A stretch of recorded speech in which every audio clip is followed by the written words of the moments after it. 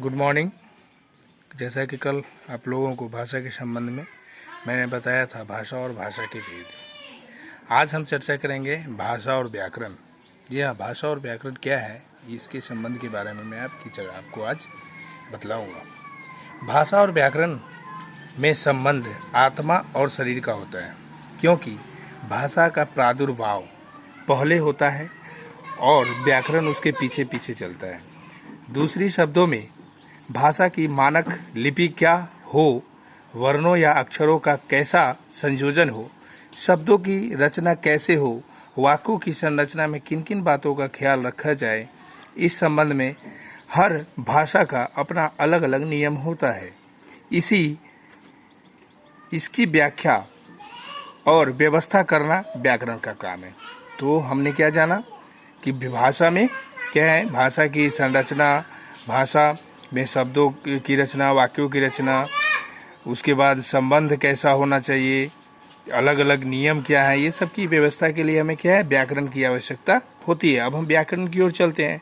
तो व्याकरण वह शास्त्र है जिसके द्वारा हमें भाषा का शुद्ध एवं सर्वमान्य का मतलब है सभी लोगों के द्वारा यह माना गया है, यह मानक रूप बोलना, समझना, लिखना तथा पढ़ना आता है, वही क्या हो गया, हमारा व्याकरण हो गया। अब हम आगे व्याकरण के भागों के बारे में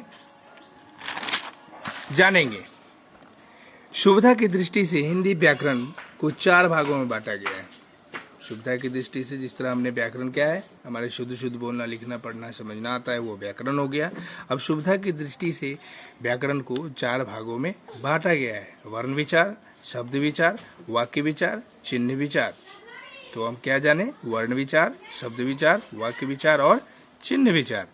वर्ण विचार क्या है? वर्ण विचार में हम इसमें वर्णों या ध्वनियों की परिभाषा और उनके मानक रूप यानी लिपि, उनकी संख्या, भेद, आपसी संयोग आदि का अध्ययन किया जाता है, वर्ण विचार के अंतर्गत आता है।